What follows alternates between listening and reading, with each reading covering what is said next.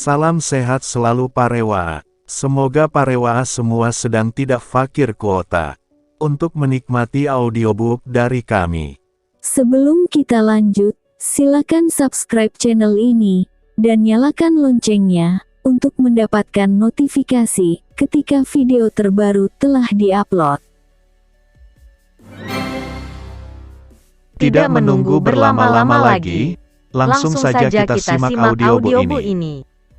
Mahakarya dari penulis kebanggaan tanah air, Asmara Manes, Ho Ping Ho.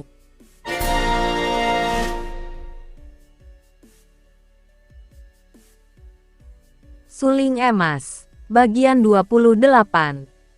Akan tetapi ketika ia mengintai ke dalam kamar dua orang itu, hampir saja ia terjengkang saking marah dan kagetnya. Tak salah lagi apa yang dikhawatirkan hatinya.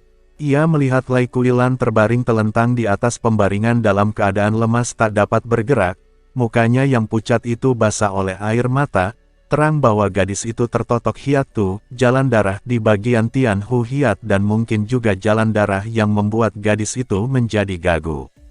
Akan tetapi air mata itu menceritakan segalanya. Menceritakan bahwa keadaan gadis seperti itu bukanlah atas kehendak si gadis sendiri, melainkan terpaksa dan karena tak berdaya. Adapun pemuda tadi, duduk di tepi pembaringan sambil berkata lirih membujuk-bujuk. "Nona yang baik, mengapa kau menangis?" Dengan gerakan halus dan mesra pemuda itu mengusap-usap kedua pipi yang penuh air mata. "Aku tertarik oleh kecantikanmu, dan andai kata aku tidak tahu bahwa kau adalah suci dari Jenderal Kam Siek, tentu aku tidak akan berlaku sesabar ini. Aku ingin kau menyerahkan diri kepadaku berikut hatimu, ingin kau membalas cintaku dan kau akan kuajak ke Khitan, menjadi istriku, istri seorang panglima. Dengan ikatan ini, tentu adik seperguruanmu akan suka bersekutu dengan kami. Nona, kau tinggal pilih, menyerah kepadaku dengan sukarela, ataukah kau ingin menjadi orang terhina karena aku menggunakan kekerasan? Kau tidak ingin dinodai seperti itu, bukan? Aku Baisan, panglima terkenal di Khitan, tidak kecewa kau menjadi kekasihku." Pemuda itu menundukkan mukanya hendak mencium muka gadis yang tak berdaya itu. Tiba-tiba pemuda yang bernama Baisan itu meloncat bangun, membatalkan niatnya mencium karena tengkuknya terasa panas dan sakit. Matanya jelilatan ke sana kemari, cuping hidungnya kembang kempis karena ia mencium bau arak. Ia meraba tengkuknya yang ternyata basah dan ketika ia mendekatkan tangannya ke depan hidung, ia berseru kaget. "Keparat, siapa berani main-main dengan aku? Penjahat cabul jahanam, di tempat umum kau berani melakukan perbuatan biadab, sekarang beremu dengan aku tak mungkin kau dapat mengumbar nafsu iblismu." Terdengar suara Kui Seng dari atas genteng. Baisan bergerak cepat sekali, tahu-tahu tubuhnya sudah melayang keluar dari jendela kamar dan beberapa menit kemudian ia sudah meloncat naik ke atas genteng. Akan tetapi ia tidak melihat orang di atas genteng yang sunyi itu. Baisan celingukan, napasnya terengah-engah karena menahan amarah, sebatang pedang sudah berada di tangan kanannya. "Hiwi, jahanam cabul, aku di sini. Mari kita keluar dusun kalau kau memang berani." Tahu-tahu Kui Seng Sua berada agak jauh dari tempat itu, melambai-lambaikan guci araknya ke arah Baisan. Tentu saja orang hitam ini makin marah dan sambil berseru keras ia mengejar. Kui Seng lari cepat dan terjadilah kejar-kejaran di malam gelap itu, menuju keluar dusun. Di luar dusun inilah Kui Seng menantikan lawannya. Mereka berhadapan. Kui Seng tenang dan ketika lawannya datang ia sedang meneguk araknya. Baisan marah sekali, mukanya merah matanya jalang, pedang di tangannya gemetar. Ketika mengenal pemuda pelajar pemabokan itu, ia makin marah. Kiranya kau, pelajar jembel tukang mabok. Kau siapakah dan mengapa kau lancang dan mencampuri urusan pribadi orang lain?" Baisan membentak menahan kemarahannya karena ia maklum bahwa yang berdiri di depannya bukan orang sembarangan sehingga ia harus bersikap hati-hati dan mengenal keadaan lawan lebih dulu. Baisan terkenal sebagai seorang pemuda yang selain tinggi ilmunya, juga amat cerdik dan keji. Di Hitan ia terkenal sebagai seorang panglima muda yang tangguh dan pandai. Kui Seng tertawa. Aku orang biasa saja, tidak seperti engkau ini, Panglima Hitan merangkap penjahat cabul. Aku mendengar tadi namamu Bao Isan. Belum pernah aku mendengar nama itu. Pernah aku mendengar nama Kalisani sebagai tokoh Hitan yang dipuji-puji, akan tetapi nama Bao Isan, Baisan, tukang petik bunga penjahat cabul, aku belum pernah. Manusia sombong. Aku memang bernama Baisan Panglima Hitan, kau mendengarnya atau belum bukan urusanku. Aku suka gadis itu dan hendak mengambilnya sebagai kekasih. Kau mau apa? Apakah kau iri? Kalau kau iri, apakah kau tidak bisa mencari perempuan lain? Tak tahu malu engkau, hendak merebut perempuan yang sudah menjadi tawananku. Hehehe, Baisan hidung belang. Jangan samakan aku dengan engkau. Kau suka mengganggu wanita, aku tidak. Kau penjahat cabul, aku justeru membasmi penjahat cabul. Aku Kui Seng selamanya tidak memaksa perempuan yang tidak cinta kepadaku. Kalimat terakhir ini tanpa ia sadari keluar dari mulutnya dan diam-diam Kui Seng selamanya tidak memaksa perempuan yang tidak cinta kepadaku. Kalimat terakhir ini tanpa ia sadari keluar dari mulutnya dan diam-diam Kui Seng meringis karena ia teringat akan Liu Lucian yang tidak cinta kepadanya. Di lain pihak, Baisan kelihatan terkejut dan marah mendengar disebutnya nama ini. Ah, keparat, jadi kau ini Kui Seng? Pelajar jembel tak tahu malu itu. Kau telah terlepas dari tangan maut suhuku Ban Pilocia, sekarang kau tak mungkin terlepas dari tanganku. Setelah berkata demikian, Baisan menyerang hebat dengan pedangnya. Pedang itu digerakkan ke atas akan tetapi dari atas menyambar ke bawah dengan bacokan ke arah kepala, kemudian disusul gerakan menusuk dada. Hebat serangan ini, karena sekaligus dalam satu gerakan saja telah menjatuhkan dua serangan yaitu membacok kepala dan menusuk dada. Akan tetapi Kui Seng menggerakkan kedua kakinya dan tubuhnya mencelat ke belakang sejauh 2 meter sambil meneguk araknya. Sekaligus dua serangan itu gagal sama sekali. Ai, jadi kau ini murid Ban Pilocia. Pantas, gurunya hidung belang, muridnya mata keranjang. Akan tetapi dengan gerakan kilat Baisan sudah menerjang maju dan permainan pedangnya benar-benar hebat. Kiranya Baisan bukanlah sembarang murid dari Ban Pilocia, agaknya sudah menerima gemblengan dan mewarisi ilmu silat bagian yang paling tinggi, di samping ilmu silat yang dipelajarinya dari orang-orang pandai di daerah utara dan barat. Pedang di tangannya berkelebatan berubah menjadi sinar bergulung-gulung dan angin yang ditimbulkan mengeluarkan bunyi berdesingan mengerikan. Diam-diam Kui Seng kagum juga. Sayang sekali, pikirnya. Jarang ada orang muda dengan ilmu kepandaian sehebat ini, maka amatlah sayang kepandaian begini baik jatuh pada diri seorang pemuda yang bermoral rendah. Orang dengan kepandaian seperti ini tentu akan dapat menjunjung tinggi nama besar suku bangsa Hitan yang memang terkenal sejak dulu sebagai suku baksa yang kuat dan pengelana yang ulet. Menghadapi pedang Baisan yang tak boleh dipandang ringan ini, terpaksa Kui Seng mengeluarkan kipasnya dan dengan kipas di tangan kiri, barulah ia menghalau semua ancaman bahaya dari pedang itu. Sebaliknya, Baisan kaget sekali. Gurunya pernah bercerita bahwa di dunia Kang O muncul jago muda bernama Kui Seng yang berjuluk Kim Oeng. Akan tetapi gurunya tidak bicara tentang kehebatan pemuda itu, maka sungguh kagetlah ia ketika melihat betapa pemuda itu hanya dengan kipas di tangan mampu menghadapi pedangnya, malah kini semua jalan pedangnya serasa buntu, lubang untuk menyerang tertutup sama sekali. Celaka, pikirnya, andai kata ia dapat menangkan sastrawan muda itu, hal yang amat meragukan, tentu akan makan waktu lama sekali. Pertandingan melawan sastrawan ini tidak penting baginya, lebih penting lagi diri Lai Kuilan yang ia tinggalkan dalam kamar hotel. Pengaruh totokannya tidak akan tahan lama, apalagi gadis itu memiliki ilmu kepandaian yang tidak rendah. Kalau ia terus melayani sastrawan ini dan Lai Kuilan dapat membebaskan diri daripada totokan, tentu akan terlepas dan lari.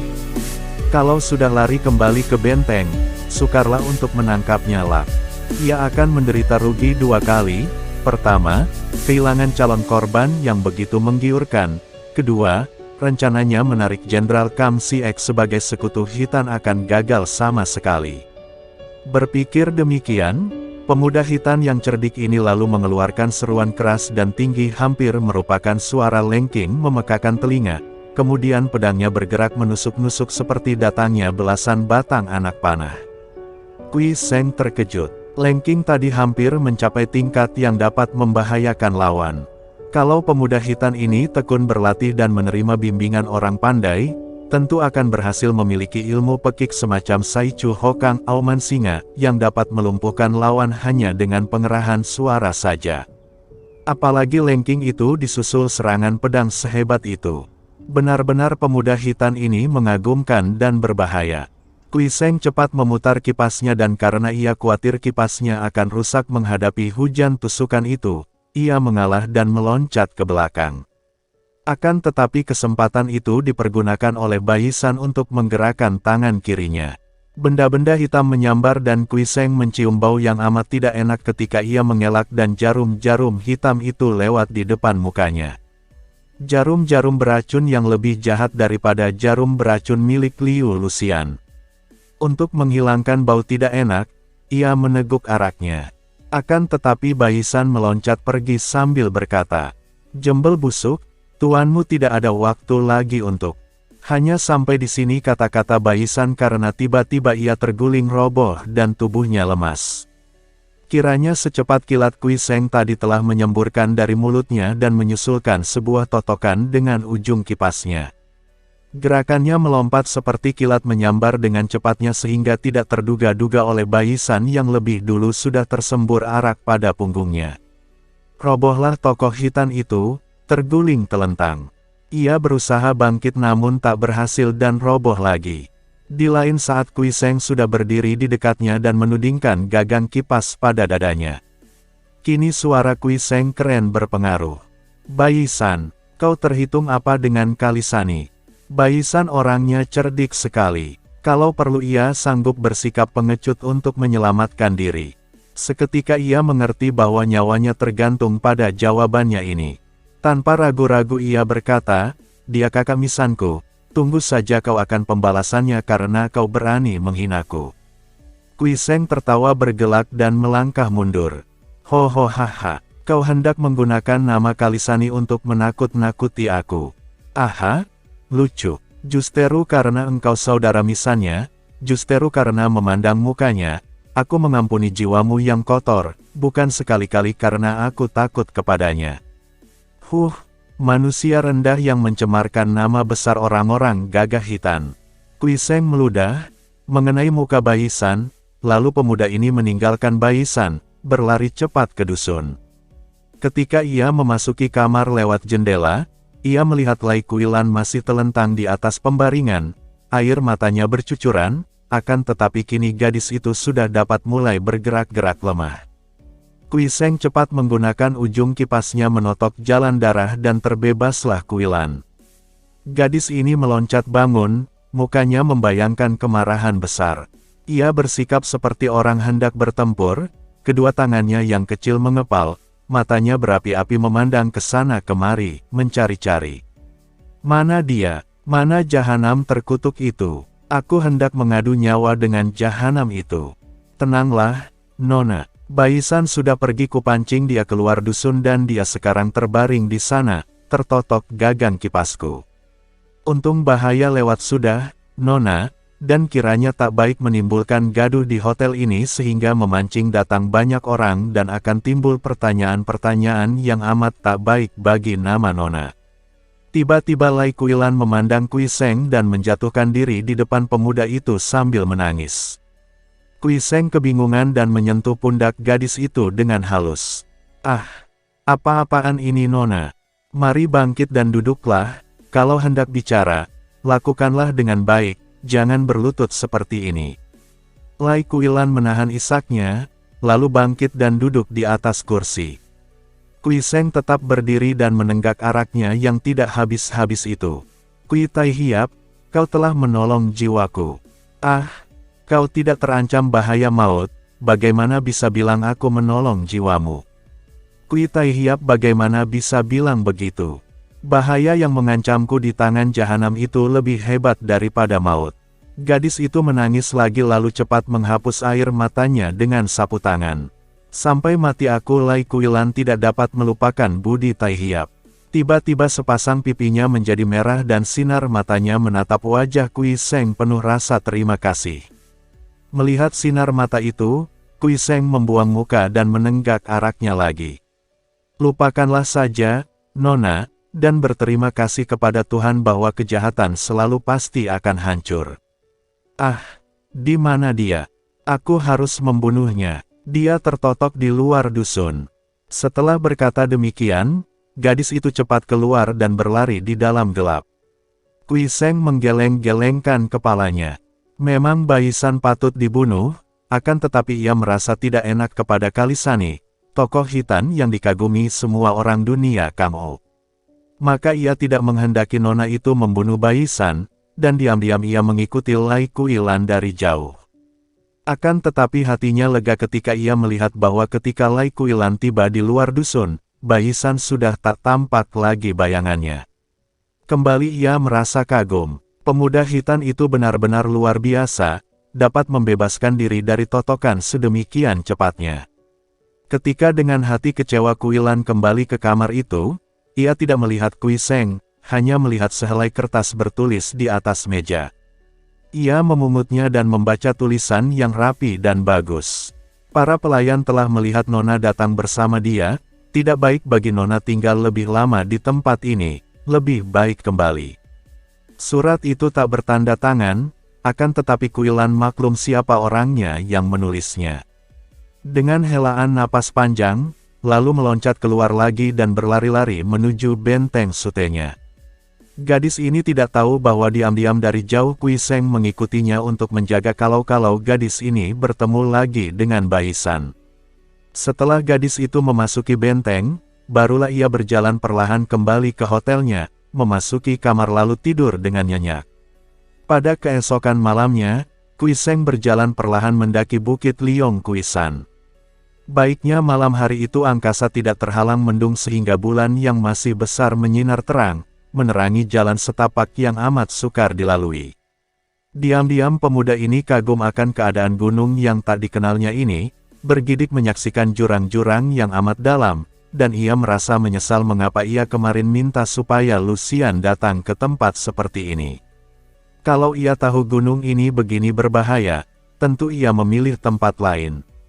Akan tetapi karena sudah terlanjur, dan ia maklum pula bahwa Lucian cukup pandai untuk dapat mendaki gunung ini, ia melanjutkan pendakiannya.